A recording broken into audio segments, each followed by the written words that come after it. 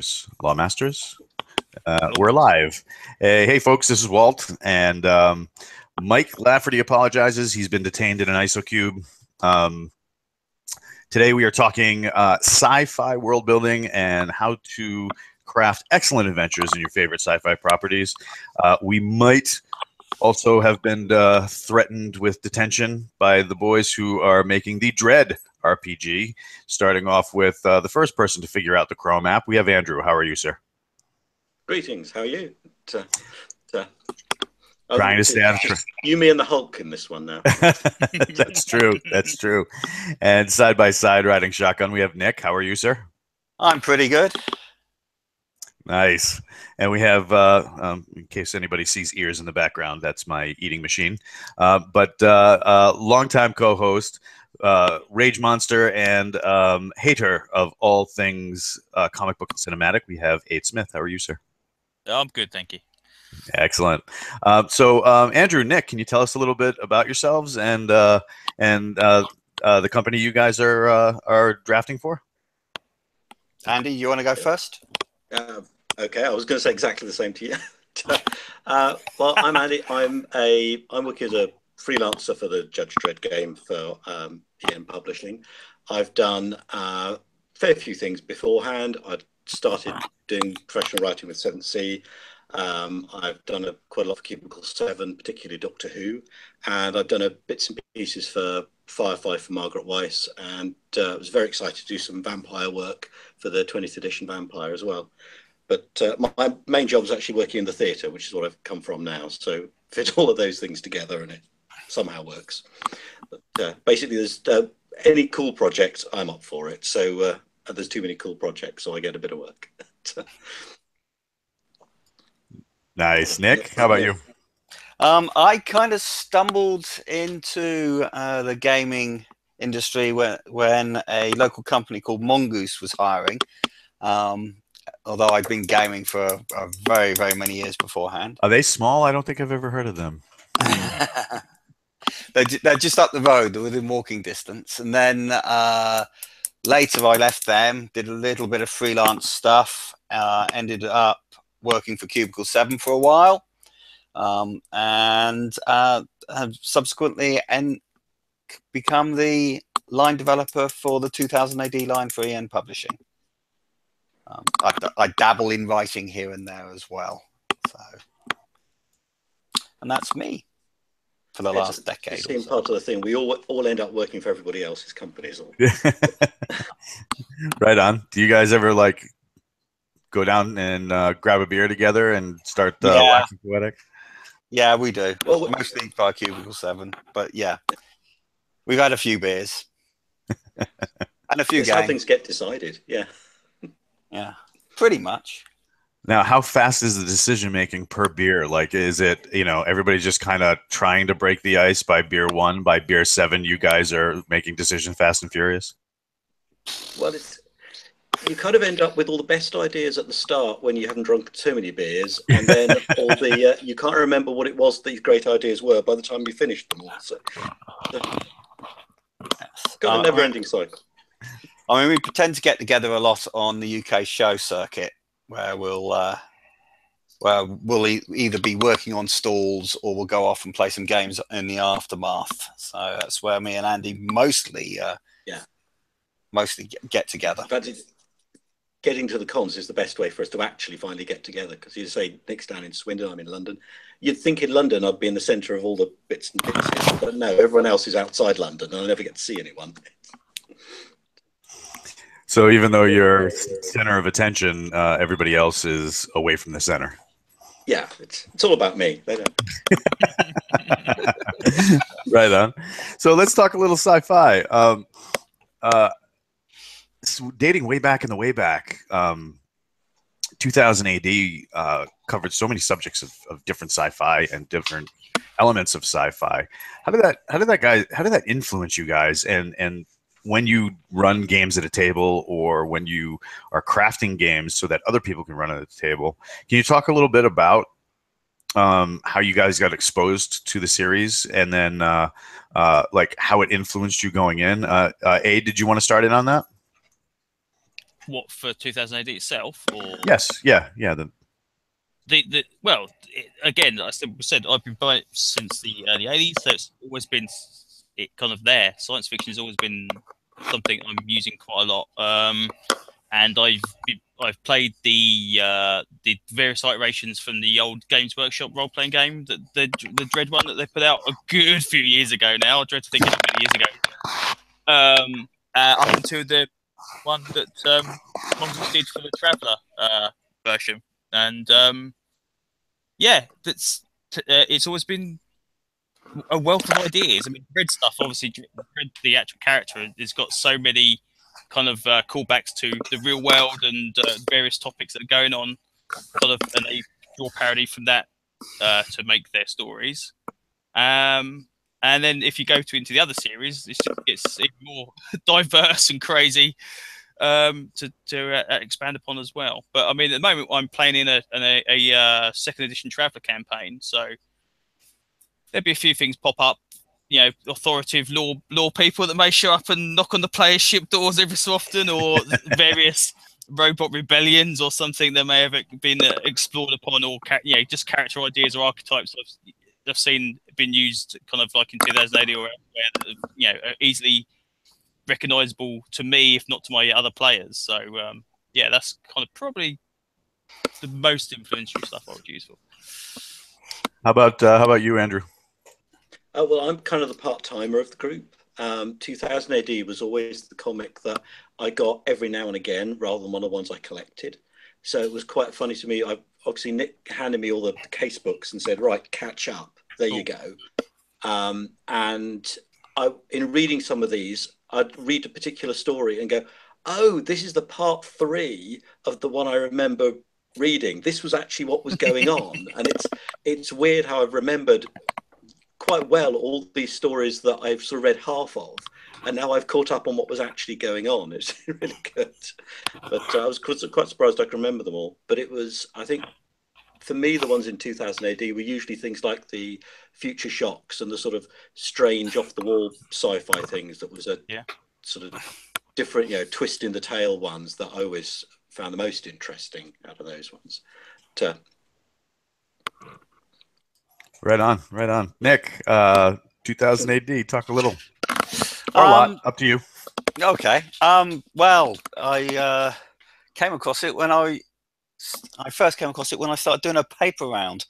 So I thought, oh, that looks interesting. And then I ended up starting reading it in the 70s. And about the same time, I was exposed to Dungeons and Dragons and Traveller. So way back when. Now, is 2000 AD still weekly? Yes. It is still weekly. Yeah. And it has a monthly sister comic as well, which is the Judge Dredd magazine. So there's lots of stuff coming out even today. And the back catalogue is frightening. You sort of think it's one of those things where you think, oh yeah, Judge Dredd, I remember that, it's been around, and then you remember it's been around for so long. The volumes and volumes of adventures are quite staggering. So like, isn't the case files like volume 33 or something by now, or something like that? Oh, it's something ridiculous. I think. Yeah, well, it's over 40 years. It's 40th anniversary this year, was it? Yes, it was. Yeah, it's yeah. I mean, Dredd himself must be in his 70s or 80s by now. Yeah, he is. In the comic, He's he's actually in his 70s. So he is. He's in his mid to late 70s now. So he's an old man, an old, brutal, psychopathic, fascist man. But that's the best thing that I love about the Dredd comics is that they've aged him with the comics, rather than just going, oh, it all takes place within no, every week is another week in Dredd's life, and every year I think there's an algorithm that you can add X amount of years to today's date, and you can work out what it is in Dredd time. Yeah, so it's like X, so 156 years or something like that. So Dredd's 74. I think he's been de-aged slightly from a few things, but generally speaking, he's a 70 whatever year old bloke who just kind of wanders the streets doing his job. Yeah. I seriously hope I am not going to be a 74-year-old bloke wandering the streets doing my job. Well, he's got a replacement. Rico now and Kraken were his two clone replacements, and they've been outdated. The Dread's just going, no, I'm not giving up. I'm going to carry on. Never over this. So we've got two clones to take over your job. No. Well, to be fair, he shot Kraken, so you know. Great DS, yeah, yeah, that's true. But Rico's still out there, isn't he? I think. Yeah, he must be in his 50s by now. Yeah. Exactly. It's like, hey, you've got this young whippersnapper Rico. He's going to take over from you. Yeah, he's 55 now. He's not. Yeah. Just all his bosses going, I don't want to be the one to fire him because he'll shoot me. Yeah, that's true. Yeah, he's killed a few of his bosses. Yeah. I guess those issues were probably a little popular. When he shot his bosses. Yeah, there were some pretty good stories in them. Yeah. Now in the States, it was weird because we had different ways that 2000 AD and Dredd were released. I know the comic shops I had when I was growing up, we had Dredd came first. So like I guess the collecteds for the monthlies, just straight up Judge Dredd comics came first, and then later on, were they the Fleetway ones, the actual kind of American comic book size ones? Yes, they were. Yeah, that would be the reprints. Yeah. Yep. And when 2 came along, everybody was like, "Oh, this is just more Judge Dredd," and then it took a while for people to kind of catch up and realize what was going on and how these stories were put together. So that's pretty neat. When we talk about putting together sci-fi stories, and especially when publishers are putting together sci-fi adventures for like tabletop games, do you guys go back to stuff like 2000 AD and go back to stuff like Judge Dredd for like a template to put those kinds of stories together? Nope, I think Nick got knocked off his seat. Yeah, something like that. Yes, I would say that. I'd say with sci-fi, there's so much stuff out there. I would use Dredd. I would use a lot of the 2000 AD stories in my own games, whether or not they are 2000 AD. You can take ideas that are presented in them, and there's an awful lot of ideas over the 40 years. But it's like anything, you can take stories from TV shows or films or books and integrate them and still the bits you like. Yeah. And put new twists in and put new characters in. Or even looking at, you can look at historical current affairs and move them in. So 2000 AD, yes, I've used lots and lots of ideas from them, but I've also imported ideas into 2000 AD games from real life or wherever. I mean, it's an ongoing, when you're doing creative work, you pull from all your experiences, I think. Andrew, you want to talk a little bit about it?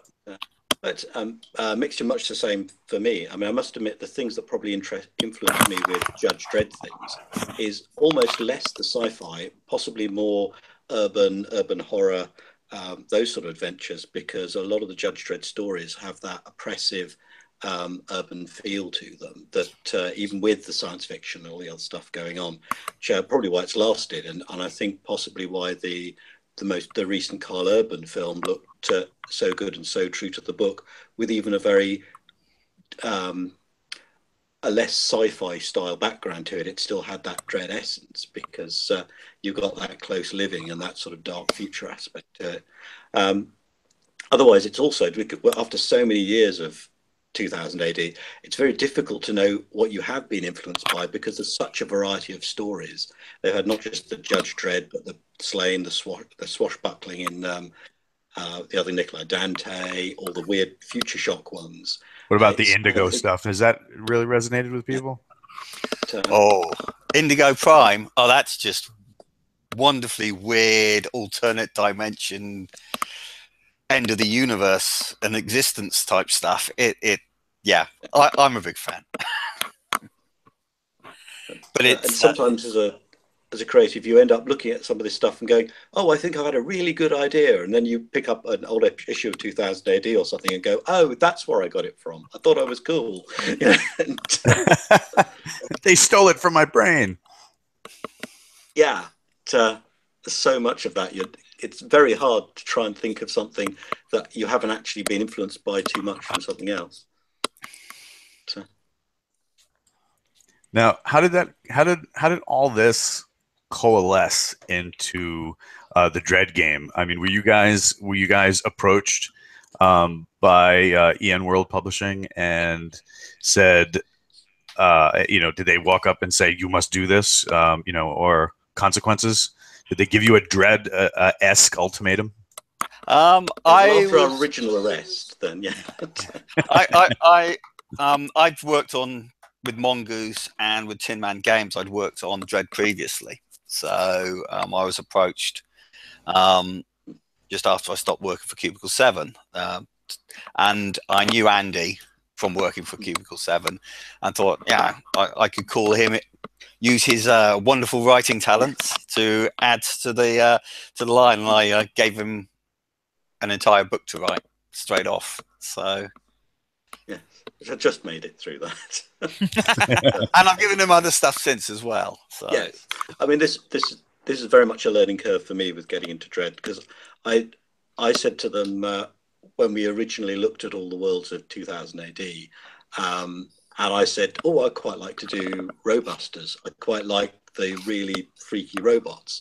And then Nick says, "Oh, right, Robot Wars. You want to do that?" I was like, "What Robots Wars?" "Well, it's the first story. It's all the robots." "Oh, right, okay."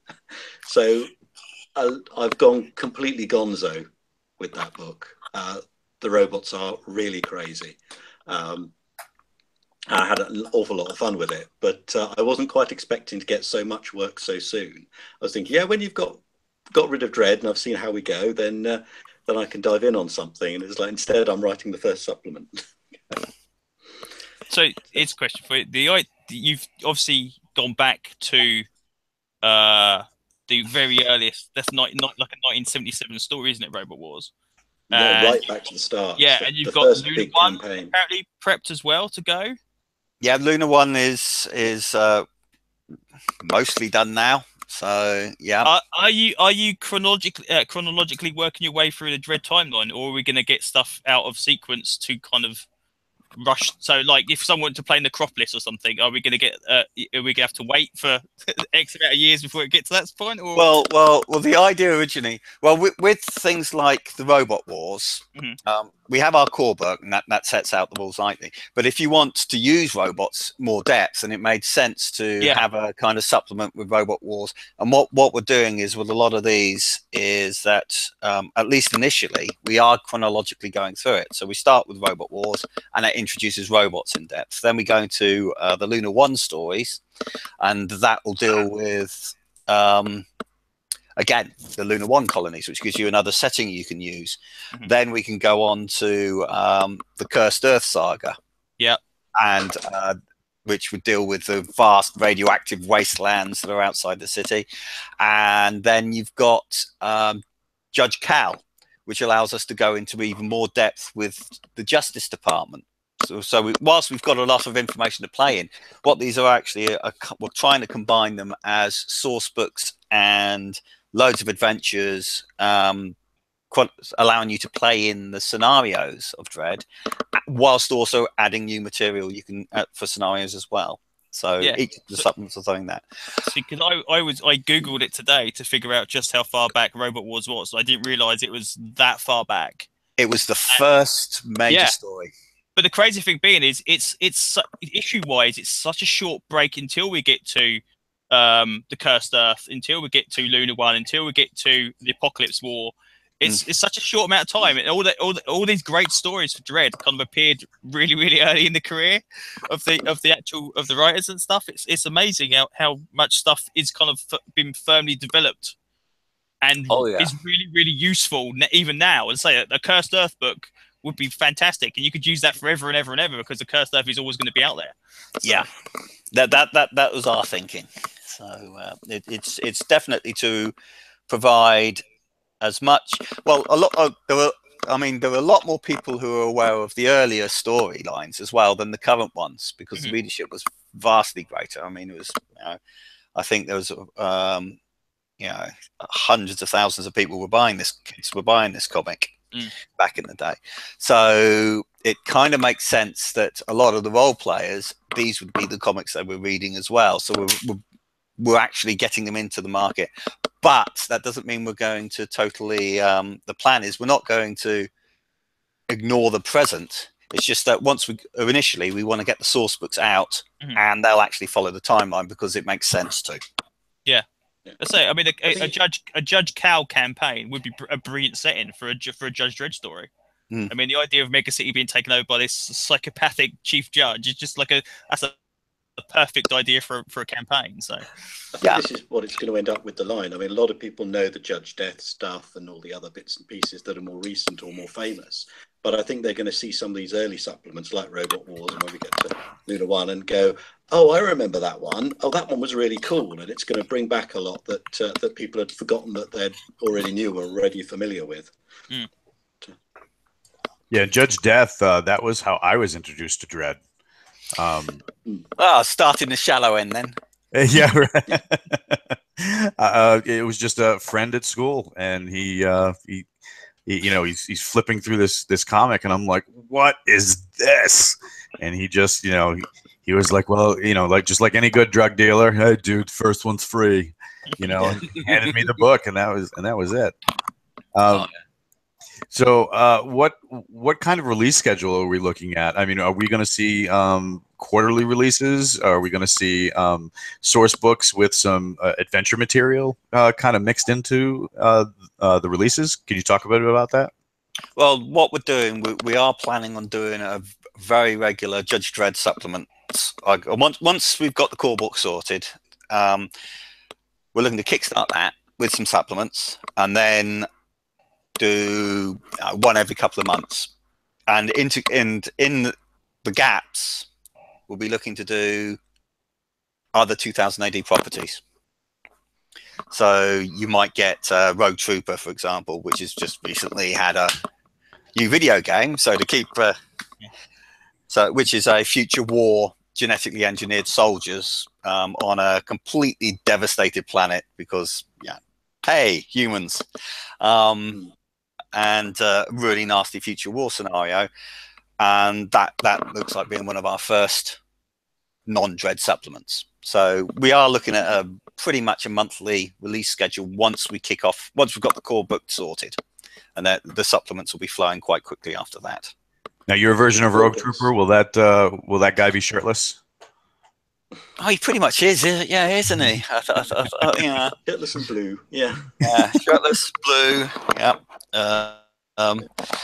pretty much largely indestructible.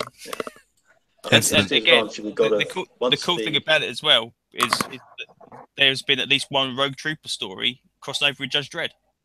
So all of that stuff, that kind of like spin-off supplements, like, oh, I don't need Rogue Trooper, but it's like goes back to Dredd somewhere along the line. It still ties in. So. Yes, he makes one appearance, I think. Yeah, I think as a time travel thing, wasn't it? I remember him showing up in a spaceport or something. So you got 24 hours and then you're off. Whatever it was, yeah.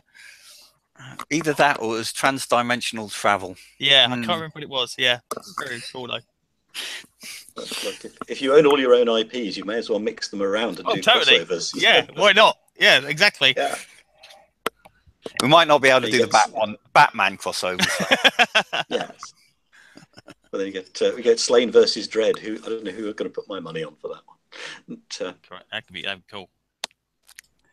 Now, what do you guys think is the appeal of properties like this? Because over in the States, everybody is batty for British sci-fi and British TV in general. It's very popular here.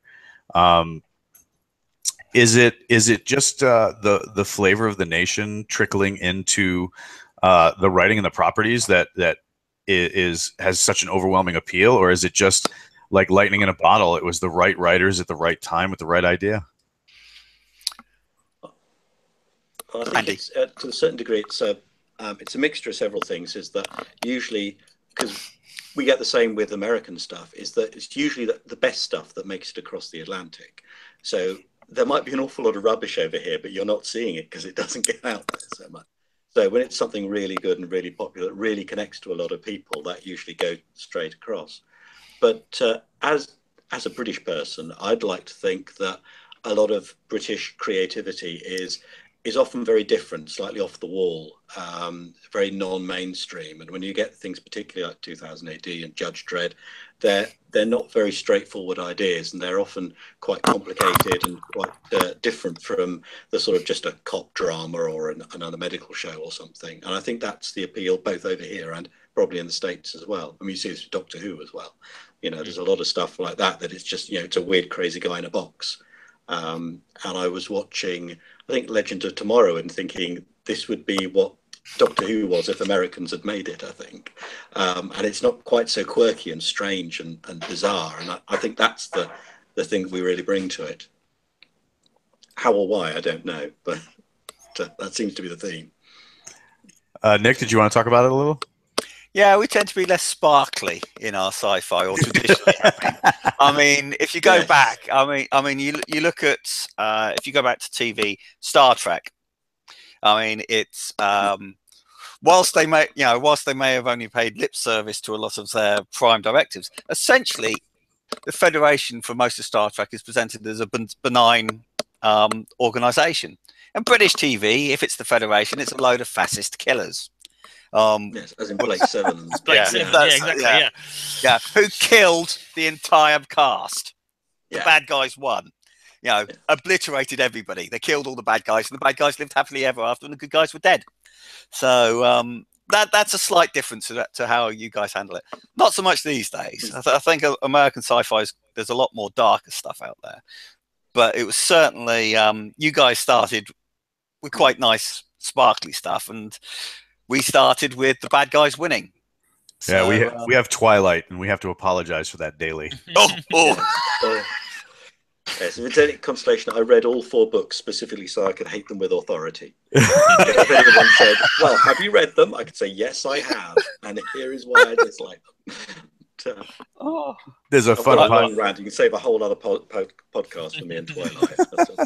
There's actually a podcast that was over here for a couple of years ago. It was "This Is Why Your Daddy Drinks," and they focused on the Twilight books, and they get absolutely drunk while trying to read these books and recap them, and they shredded them. I mean, you know, when American Idol is the top TV show, of course your vampires are going to sparkle. Although that's one of the things I like about Twilight, just as we're cyberpunk, is because the vampires sparkle. They actually use the word sparkle. It's helpful because it's clearly rubbish, because there's no way back from that. As soon as you said your vampires sparkle, you know it's right. You don't need to pick the book up. You're done. It's quite helpful for people in that regard. Nice. Now, what do we, when the core book isn't out yet, is it? No, it's in layout at the moment, and I've been going through some of the chapters today, looking at them and tweaking them. We're probably, well, like I say, it's in layout, so it's not that far away from being in a format we can use. So yeah, we're probably looking just round either this side or the other side of Christmas. We'll be looking to do think about doing the Kickstarter, because once it has to go off to 2000 AD to sign off on it, and we need to beg them for some very specific bits of art so that the art actually flows with the book rather than random Judge Dredd pictures. So if we're talking about tech judges or med judges, you've got tech judges and med judges. If you're talking about some obscure bit of equipment that we want a picture for, and there is one, then we have to find the obscure picture. So that there's a lot of that going on to make sure we've got as much as possible. We've got images that reflect the text, which you know, we've got the pictures there. Just finding the blessed things in 40 years worth of comics. So this is also using the what's old is new system, correct? Correct. And Yes. is there But that's many already tweaks available that as have had well. to be applied to this to kind of fit it into Dread, or is it because it was always an open system anyway? Is it been fairly easy to adapt Dread to that system? Yeah, it's been pretty easy because it's a essentially you've got you've got your basic stats, you've got skills, and you've got exploits that's specific to the careers, and you go through careers. With Judge Dredd, we're allowing you to be regular citizens, perps, or judges. Yeah, which I thought was great. So now there's not perps and citizens there's some crossover with, but obviously the judges have their own career set up. And basically, as you it's a system that works it's quite a flexible system that allows us to plug in different settings. It works pretty well, I think. This is the thing we found quite quickly is that you imagine with Judge Dredd that it's going to be, oh, you're just a judge and all our characters are going to kind of be the same, but there's an awful lot of different careers and career paths that you can take for your judge characters. And I think it was noticeable when we were doing some playtesting stuff that I think I was the only one who picked a side judge, and everyone else wasn't going for things like tech judges and med judges, all these sort of specialist types, because there were so many interesting general judge archetypes that they could pick up from. So we've got quite a lot of variety in there. Okay, who had a judge from accounts department? We didn't. Because they're I out would there. have been tempted. I remember the White Dwarf article, wasn't it? We do have a thing called a desk judge, which covers a multitude of sins. You're not necessarily likely to be a desk judge for long because obviously then you don't get out and do the exciting stuff. But it is possible to pick up for non-player character judges as well. It is possible for you to have a less exciting career than you might otherwise. So another question as well is, you might not be able to answer this because you might want to keep it secret. How much of the like Dredd and the other characters are going to actually be statted up for the system, or is it going to be kind of like they're in the background, your characters are the focus? I think you've got to have your characters as the focus. However, an awful lot of the bad guys will get statted up, obviously, because with the format we're doing, allowing you can either do campaigns adventures alongside Dredd, or instead of Dredd, or take a slightly different path to it. And if you're doing it instead of Dredd, it could be you doing the mission across the cursed earth rather than Dredd doing it, and thus meeting all the bad guys he met. So yeah, the bad guy's going to be in there, and we can't not do Dredd or Anderson, put them somewhere. And that's part of the fun of it as well, is that whilst you probably will want to play your own characters and do this, there is something really cool about riding alongside Dredd or getting involved in some of his adventures. And there are plenty of the stories involve little side quests that you could be doing to help out Dredd, even if he's the main hero in one aspect of the adventure, but you're doing an adventure that feeds into this next one. So there's a lot of options to use those as characters. And of course, you could just pick him up and play Dredd as well. Mega City should be big enough that you can do these parallel stories with stuff that's going on. So, okay, Dredd's sorting out Call Me Kenneth in the Robot Wars, but hey, I'm deactivating this thing which is stopping them attacking this other thing. Exactly like, I mean, it's a city when it starts. Where we're starting, there's 800 million people in it. For mercy's sake, it's not a small place, and it's a lot of mostly NPCs. and we're not statting them all. And it's pretty much the east coast of the US, so it's a huge place, even if it's been entirely concreted over. So there is always something you can be doing alongside Dredd. He could be dealing with Perp A, but whatever big stories he was involved in, you're going to be doing. You're going to have to be helping, because despite Dredd being Dredd, he doesn't always do everything himself. No. Now you had talked a minute ago about you can play non-judge characters. You can play some of the perps.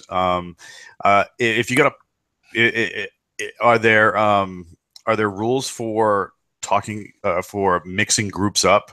So like you have a judge, you have a couple of perps, you have a couple of like normal citizens, or is it you play in this group, you play in this group, or you play in this group? Bit of both. There aren't any specific rules because judges tend not to play well with other player characters. However, in some of the storylines, it's not such an issue. For example, in the Robot Wars, the robots want to exterminate humanity. So therefore, there's a strong reason for everybody to operate together and work alongside one another, to ignore what they might not otherwise, ignore the fact that they might well hate each other. Yeah, there's a lot of situations can force people together in a lot of ways.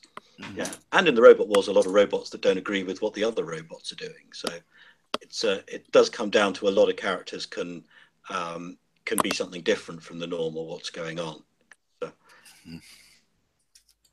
Now, how does gameplay work from one session to another? Is it going to be a series of interconnected stories? Can you break them up like episodes or like chapters in the comic? Can folks like jump to different time periods and play in different time periods once they have the different source books and have it all make sense? Well, you probably want to keep it somewhat chronological. Well, it's up to people. People can do it themselves. I mean, it's like any game. It's down to how the players and GM want to do it. I mean, it will be set out chronologically, but it doesn't mean that you won't be finding outlaw robots 10 years, 20 years after the fact and having to deal with them. They might not be the same threat they were when they were trying to push everybody off a tall building, but I mean, in Judge Dredd, robots from the Robot Rebellion turned up 20, 30 years later. So storylines in Judge Dredd never really disappear. A lot of it comes back again. So again and again and again. Yeah, there's a lot of different ways you can take things in the game. So you can play a whole campaign. You can do something like Robot Wars and deal with all of that. But there's also a lot of opportunities for just weird encounters. The GM can just throw at you, this evening, you guys are out on patrol and you come across this perp. He's doing something you want to stop. And then that might lead on to something else. It might mean that you're just doing a one-off encounter and getting it back to the ISO cubes. And a lot of that can also depend on what the players do with that. If they start thinking about what it could also be and start giving the GM extra ideas, he might take this on to, it might be they've just dipped into they've discovered a comics ring and it's going to lead them on to other things, or it might just be one guy selling something illegal and they drag him back. So there's a lot of variety, and because of the stories in the original comic being one-shot encounters and full-on campaigns, there's a lot of varieties for whatever your group wants to play, I think, as well. Now, right now, you guys have a Kickstarter running for Xenomorph, is that correct? EN Publishing does, but yeah, gotcha. It's not something I'm directly involved in, but it is.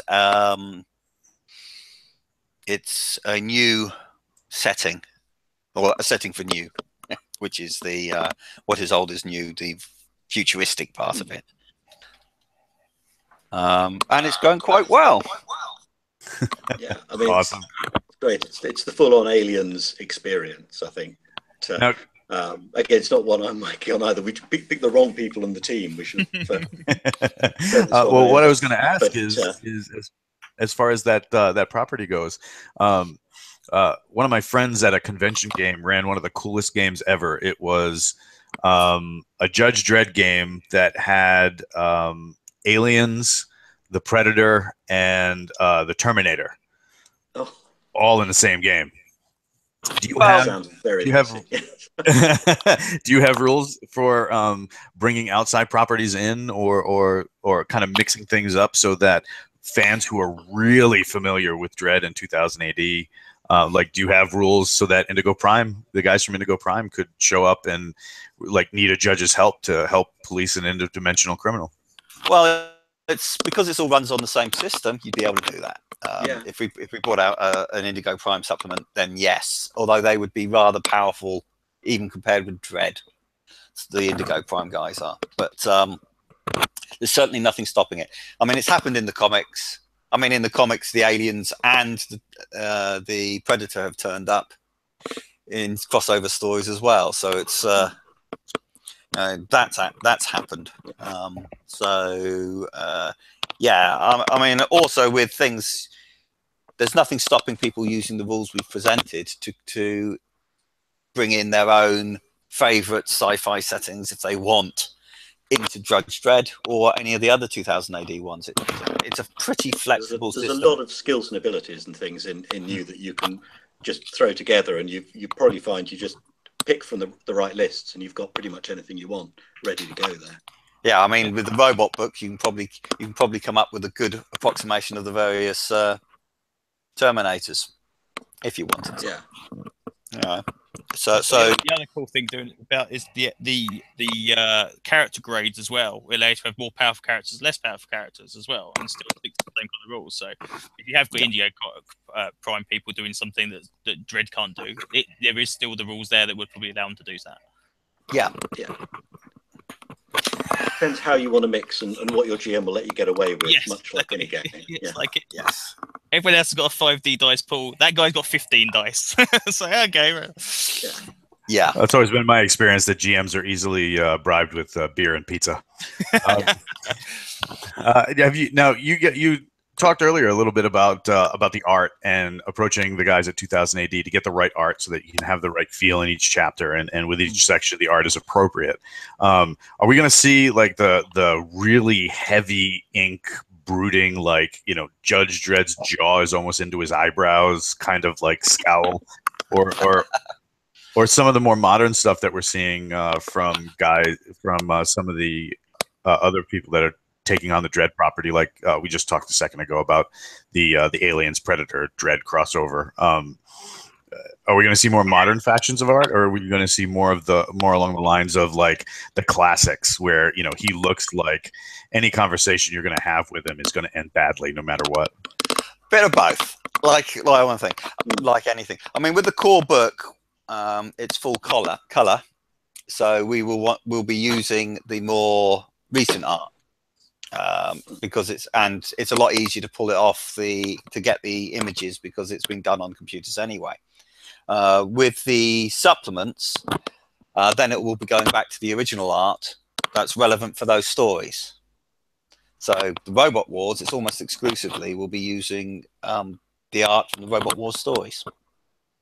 There will be some art we can use and will use for more recent stuff, but for the most part, the art from Robot Wars suits, fairly obviously, the Robot Wars book. So you will get your old art and you will get your new art. So you get the best of both worlds. Is the piece of art what you've got on the website the actual cover for the book it's going to be? Because that's a Bolland piece, isn't it? Yeah, I think we're going to use that for the book, because it just basically it sums up Dredd. You've got massive city, a patrol of judges, which you want, because it's a role playing game. You want to show that it's a group of judges. Judges are the iconic ones. You've got Dredd in the middle as the iconic judge. So out of all the pictures that 2000 AD have done over the years, that and a couple of others are pretty much perfect for sci-fi, for a Judge Dredd game. So yeah, we are looking to use that one. The thing is, you've got some. If you go back to like not just Dredd but other established stuff, like you said about using bringing out a Rogue Trooper book, you've got Steve Dillon artwork in there. You've got Bisley stuff for ABC Warriors, and Bolland, and it's just going to be absolutely fantastic artwork in there. So yeah, I mean, that's one of the core attractions to using 2000 AD. It's got an awful lot of ready-made art. Unfortunately, finding the art you need amongst the 40 years of history is a little problematic at times. Now this obviously under the publishing house that you guys are doing this with. You have the old system and the new system. So the what's old is new system. Um, um, how do you guys feel that the system captures the feel of Dread and the oppressiveness of Mega City 1? I think it's mostly the system is flexible enough that you can have that in. It's a nice flexible system. The Dread specific books reflect the writing in those, makes the best use of it. It works well. Yes, and I think this has been most of what the writing and the working has been for the Judge Dredd game, is that we've got the new system, and that works, and that's already out. It's how to fine tune it and add in those specifically Dredd things to really bring out how the game is, should be played. And it was quite interesting that when we were doing some playtesting, I'm a little bit of an odd one out because I tend to be a more narrative role player, and some of the other guys were a bit more tactical, coming from a more D&D background. And we played the game with both figures and combat maps, and with also none of that at all. And it worked really well in both styles. So I think there's going to be a lot for whatever style of role playing you prefer to run with. You're going to see, it'll work with what you want it to do. So. Now, was it hard to bring new into that gritty kind of, because I mean I haven't seen any of the elements yet for the Dread game, but I've been following the Xenomorph one, and the sheets in the field. It seems like they're using the art and some of the writing I've seen about it. They're seems to be doing a good job of capturing that very industrialized space feel with a horror element. Was it hard to get new to do the same with the squalor and the lawlessness and the judges being out there every day pounding the beat, making sure that the law is upheld? Andy? Well,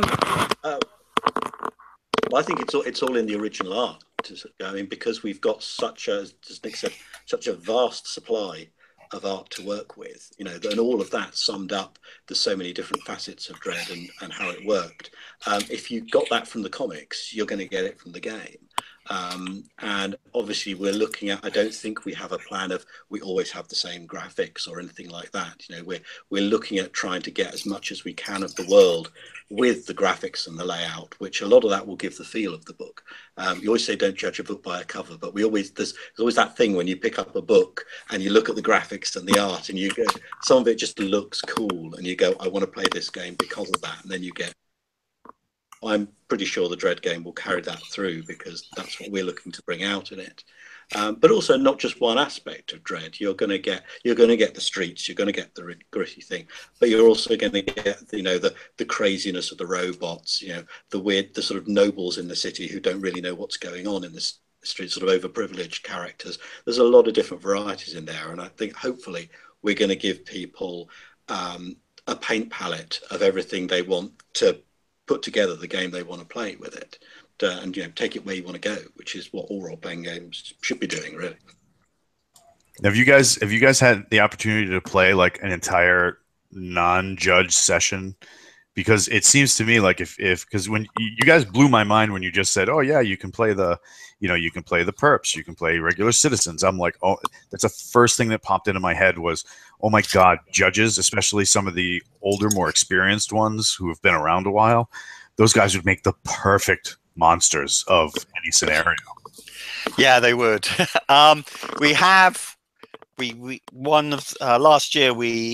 Earlier this year we got together and we ran through Andy ran a scenario where we were all robots, and that worked very well. We had a whole weekend of playtesting. It was great, actually. It was like going back to being college again. It was and we all ran a different aspect, because we'd all been working on different aspects of the game. So I took over doing the robot adventure. Nick was running some of the judge stuff. Russ was running, I think Angus was running the perps and some of the civilian characters. So we gave them all a good go to see how those characters worked. And Well, we made up a lot of characters that weekend as well. It was, but it didn't take too long. It was great fun. No, it was, once we got to know it, it was very swift to go through. We didn't spend all weekend creating characters, then doing 10 minutes of game. We got some really good sessions out of it, particularly once we'd all got into the hang of it. And certainly for me, it was the first time I'd really seen the new system, and it was very straightforward. So yeah, a lot of fun. It was great fun. A lot of pizza was eaten. like you do. Aid, any further questions for these guys? I don't think so. I think everything's been covered pretty good. I'm looking forward to the Dread stuff. I'm definitely looking forward to other supplements as well. But yeah, it's Dread seems to be a property that needs a role playing game. There's just so much potential story out there that can be told for and now you've elaborated on stuff outside of the judges, that just breaks it open even wider. So it's just too cool to miss out on. Yeah, I think that there's obviously the danger in Judge Dredd. If you play the perps, you're thinking, all right, adventure 1, you commit a crime and you're arrested. I think some of the aspects of the series that the judges are so overworked. Your goal as a perp is to do enough crime to get what you want, but not so much the judges come and decide to prioritize you, because then it's all over. So there's a lot of trying to balance what's going on with those characters. But yeah, loads of fun to be had with it. And I think as we carry on through all the other worlds of Judge Dredd and 2000 AD, there's so much extra stuff. I mean, I think when they got the rights for it, we were rather taken aback with just how many different stories and licensed properties this actually covers. It's things I've never heard of. And I think there was a long meeting and conversation just to pare down the list to these are the ones we're going to prioritize. You know, eventually by 2075 we might have got through all of them or something. But there's so much stuff and so much off the wall stuff and weird stuff. But obviously you start with Dredd. That was the only given that I think we started. If you've got 2000 AD. You start with Dredd, end of, and that's where we're going. So there's probably not going to be a supplement anytime soon about, what was it, the Space Girls or something like that? No, they're not our highest. Oh, yes. Yes. Gee, I remember that. Crikey. You remember it? I remember that, yes. Not willingly. We've got the full list of all the ones we've prioritised on the World of 2000 AD website. So we're covering the Indigo Primes on there. Obviously, all the obvious ones like Slain and Rogue Trooper, things like that. And so all the main ones are our priority list is on there. And then there's a little addendum with it, and here's all the other stuff, which is just which has got some absolutely fantastic. I mean, DR and Quidge is just fantastic. Because it's very difficult to do, though. Yeah, because it's Alan Moore writing it, so you've got to say, "Hey, Mr. GM, you've got GM like Alan Moore wrote this story." So that's brilliant. And Ace Trucking, I mean, Ace Trucking is just such a cool idea to even do base a role playing game around that. It's just amazing. So yeah, well, the advantage of Ace Trucking is they've actually had a story in the last couple of years. I mean, it's been moribund for a couple of decades, and then suddenly, bang, new story. Crazy. Well, also, I think a lot of 2000 AD stories are really good for role players, because a lot of them are, here's a group of utterly crazy, weird people who go out and stuff happens to them. And that's pretty much every role-playing game somewhere. I very rarely find players who all create purely sensible characters, and with 2000 AD, you can just embrace that and go a bit crazy, embrace the strange. And see where it takes you. That's going to be my new band name, Embrace the Strange. Have you guys had the opportunity to show this, the game, to fans of 2000 AD and fans of Dredd who aren't necessarily RPG guys, role-playing gamers? And if so? Not yet. However, Rebellion, which is based not too far away from me, every year do have little mini shows that they do, and I can see in the future us going up there, or at least me going up there, and getting some interaction with the people there. But an awful lot of 2000 AD fans, because of when it first was produced, an awful lot of people who went into 2000 AD also went into games because it was the boom time. When 2000 AD was big, it's when Dungeons and Dragons, Traveller, RuneQuest, lots and lots of the old classic role-playing games just exploded in this country. They were almost simultaneous, so there's a lot of crossover. I mean, I remember years and years ago going to, I think it was the original Dragon Meets in London, when Games Workshop brought the first Dredd game out, and you didn't pass anyone who wasn't carrying a copy of it. It was, I remember it being absolutely huge. Nice. So with us winding down and getting toward the bottom of where this sled is taking us, where can people find more information about the game? And if you guys want, if you want people to stalk you or also known as follow you on social media, where can they do that? Oh, I'm on Facebook. We're all on Facebook. EN Publishing does have its own website. There is a Dredd page, and we are putting up some previews now of Dredd, which whilst they're not, it might be more than that now. But and we're putting together a few more of those that look a bit more tasty. As we go on, they're going to introduce more information, so people can see how things are. So stalk you guys personally on Facebook, and then alternately look on the EN Publishing website for more information on Dredd. Yep, there's type in on your engine. 2000 AD, yeah, Judge Dredd in the World of 2000 AD. Type it into your search engine. It should come up, or just Judge Dredd Role Playing. We should be up there as EN Publishing, and it'll have all sorts of bits and pieces. Yes, and all the new information will come up there first, rather than Amazon. You see a lot of people go, "Oh, I saw this thing appear on Amazon. What's going on with that?" Well, Amazon just sent you something. It's on the website. Go and look there. That's where it's all going to come out. If it's real, if it's not a rumor, it'll be on the website. Right on. And when's the Kickstarter going to launch, so I can throw you guys just throw my wallet at the screen and hope it goes through? Oh, like I said, it's. Because we're so close to getting the core book done, I would say somewhere in the next couple of months. Definitely. I mean, the advantage we have at the moment is because we're already writing. I mean, I've already got written the first supplement. There's loads of stuff going. So the longer the Kickstarter takes to come out, the more stuff we'll have written beforehand. So we're not doing one of those ones where you'll see the Kickstarter and then you'll be wondering where the book is. We're making sure we hit the ground running on this one. So it's going to be ready to go once that kicks out. So we're trying to not say it's going to be out this time and then be late with it or something. It's like when it's ready to go, and so we know we can deliver, that's when the Kickstarter is going to happen. And, so we know we're not letting anyone down once that happens. And away we go. And there'll be plenty of supplements to follow it as well. Right on. When you guys make the Kickstarter video, you got Karl Urban, hopefully, versus Sylvester Stallone? We wish. If we run into them at any showbiz parties, we'll...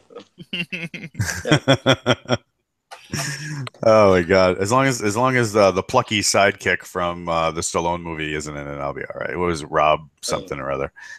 Yeah, well, we might dress Nick up as Walter the Robot, so we'll see how that goes. Nice. Well, if you want, I could probably shave and then throw the Judge Dredd helmet over my head. I'm not going to make promises like that. Never mind. Well,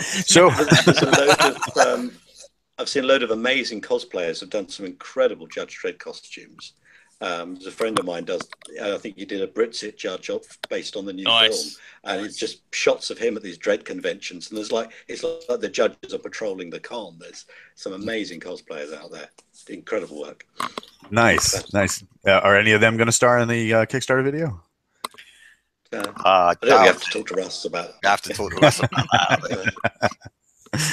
Nice. Would you guys be willing to come back when you guys get closer to launch and talk some more about Dredd and the worlds of 2000 AD? Yeah, sure. Absolutely. Nice. Yeah. If people want to see us, we'll happily be there. Yes. Nice. And now you guys have all the software all loaded up, so everything's cool, and we don't have to smash our screens. Yes. Oh. Unless they upgrade the software, and then it doesn't software. Who knows? I might fix my main computer at some point, and I'll have a camera. Yeah. Good Lord. Rather than the anonymous blue person. Yeah. Oh, that's okay. Next time we'll just fabricate an icon like AIDS Hulk, and then you'll be good to go. Exactly. That's what you need. Yeah. Right on. It should be Judge Robinson. Just that'll be it. Just Gentlemen, be a picture of a chin. just from there down. Yeah, I gotcha. I just working. That's scary. Yeah. I just want to say thank you so much for taking an hour of your time. I know we always apologize to Aid because you guys are and much of America is socially diseased with their love of daylight savings time, which always messes things up. But we really appreciate you coming out and sharing an hour and helping and getting the word out about Dredd. Aid, thanks for showing up. We really appreciate it. Well, No problem. thanks for having us. It's all good. Yeah, been a pleasure. Absolutely, and I'm so glad Aid was here because I only marginally speak British, so I mean, I just having him here was quite a great help, so that way he could translate for me. And I just love your accent. That's what it is. Yeah. oh, actually, English is not my first language, and I've tried very hard to scrub the accent out of my voice. So. Yeah, this is as monotone and flat as I can get. Thankfully, the dog wasn't jumping on me, or you might have heard a little bit of it. But this has been Walt on behalf of the BAMF podcast. I'd like to thank Aid, Nick, and Andrew for coming out, and we'll catch you next time.